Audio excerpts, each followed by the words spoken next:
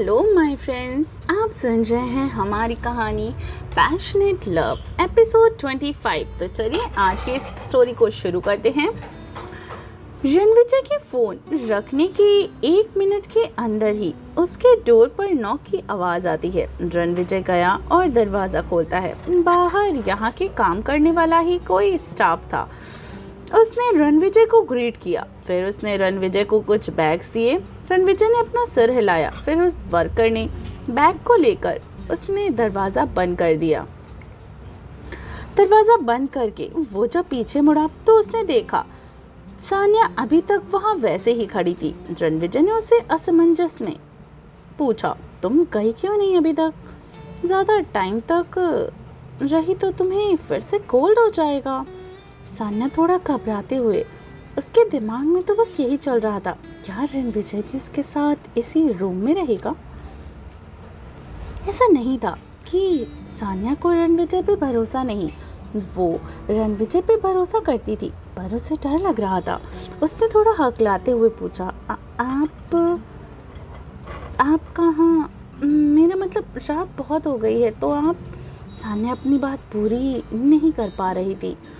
रणविजय समझ गया कि सान्या के दिमाग में क्या चल रहा है। उसने टॉवल को सोफे पे फेंका और सान्या की तरफ अपने कदम बढ़ाते हुए बोला, क्यों, क्या हुआ सान्या? तुम कुछ बोल क्यों नहीं पा रही हो? तुम्हें शावर लेने नहीं जाना क्या? ये बोलते बोलते रणविजय बिल्कुल करीब आ गया। सान्या की तो मानो सांसें ही अटक गई थी।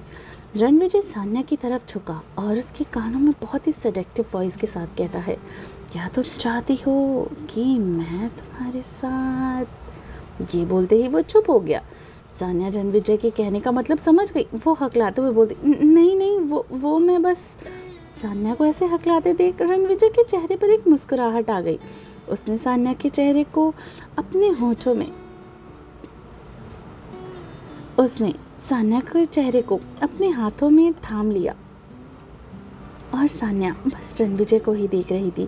उसके दिमाग में बहुत सारी बातें घूम रही थी। रणविजय ने झुककर सान्या के माथे पर एक डीप किस की। रणविजय ने होठों की छुअन से सान्या अपनी आंखें बंद कर लेती है। रणविजय फिर उससे दूर हुआ। वो उस बैग को सान्या को देकर कहता है, इसमें तुम्हारे लिए ही कपड़े हैं, नहा लेने के बाद इसे पहन लेना और कुछ भी ज़रूरत पड़ी तो मुझे बुला लेना, मैं साइड वाले रूम में ही रहूँगा। ये बोलकर उसने सान्या को मुस्कुरा कर देखा और उस रूम से बाहर चला गया। सान्या ने गहरी सांस ली और उसके चेहरे पर एक प्यारी सी मुस्कुराहट आ गई। वो सीधा वॉशरूम में चली गई नहाने के लिए। इधर रणविजय अपने रूम में आया और सीधे वहाँ रखे कबर्ड से एक शर्ट और ट्राउज़र निकालकर बेड पे रखा और फिर नहाने के लिए वो भी वॉशरूम में चला गया।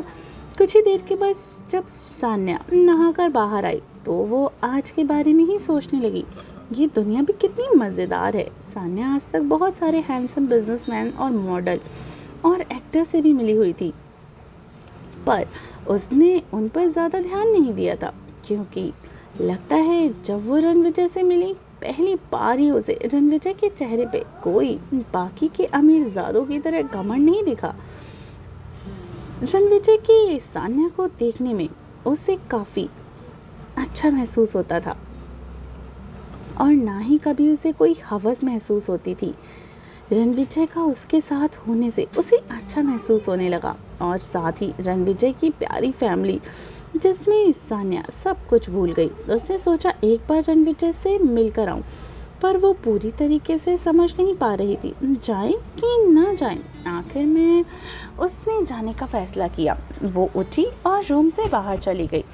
साइड का रूम बंद था। सान्या को थोड़ा अजीब भी लग रहा था। वो जाना तो चाहती थी, पर क्या कहे रणविजय से? उसे इसकी याद आई, इसलिए वो चली आई। सान्या ये सोचकर अपने सिर पे चपत मारती है, फिर जाकर डोर पे नॉक करती है। अंदर से आवाज़ आई, कौन है? रणविजय की आवाज़ सुनकर सान्या थोड़ा अटकती हुई बोलती है, वो मैं सान्या। सान्या की आवाज़ सुनकर रणविजय के चेहरे पर एक स्माइल आ गई। सान्या सोच रही थी कि यार अब क्या होगा।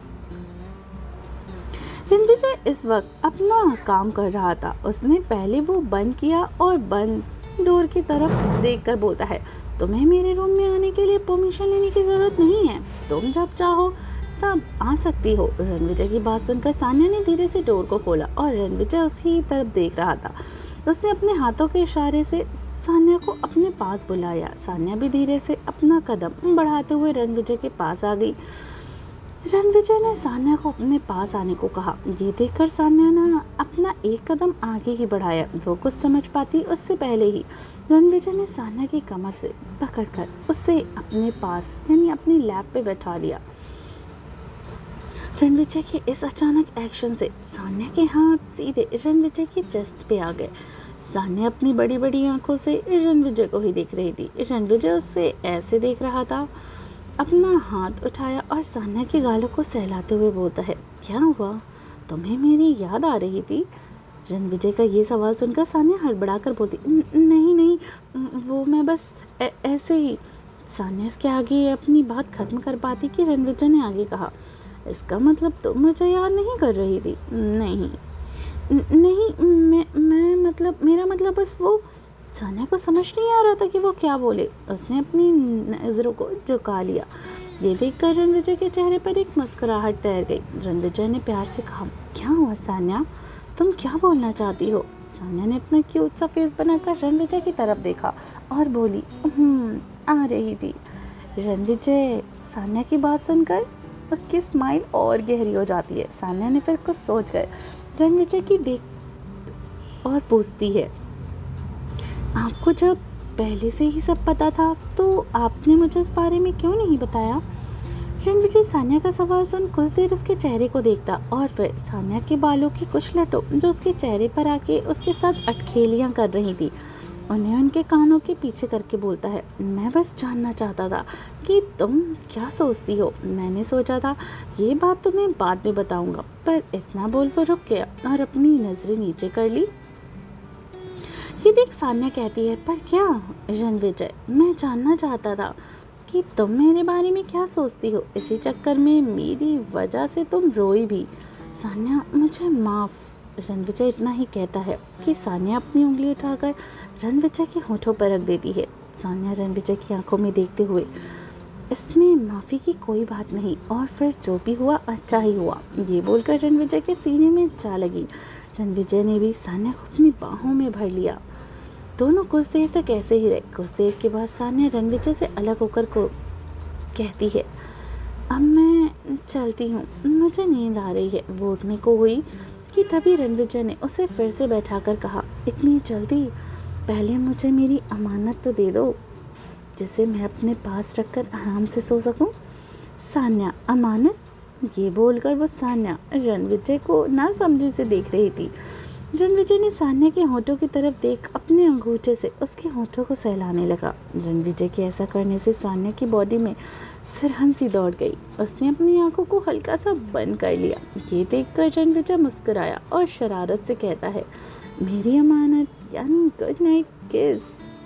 ये बोलकर वो सान्या के होठों को देखने लगा। सान्या उसे दूर करके देखने लगी, फिर रणविजय के चेहरे को पकड़कर उसकी तरफ बढ़ने लगी। रणविजय ने इसकी उम्मीद नहीं की थी। उसने नहीं सोचा था सान्या इतना जल्दी मान जाएगी।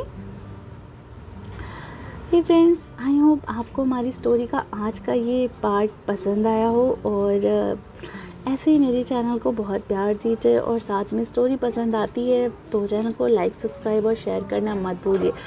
सॉरी, आजकल मुझसे थोड़ी गड़बड़ हो जा रही है ना। आप लोगों ने काफ़ी नोटिस किया है, मैं कभी किसी का पार्ट किसी के साथ शेयर कर दे रही हूँ। असल में मेरा थोड़ा वाईफाई स्लो चल रहा है, और मैं इसी गुस्से के कारण ना मेरे साथ ऐसा हो जा रहा है, मैं इधर से उधर कर दे रही हूँ, गलती से हो जा रहा है। पर सॉरी, मैं अब ध्यान रखूँगी, ठीक है।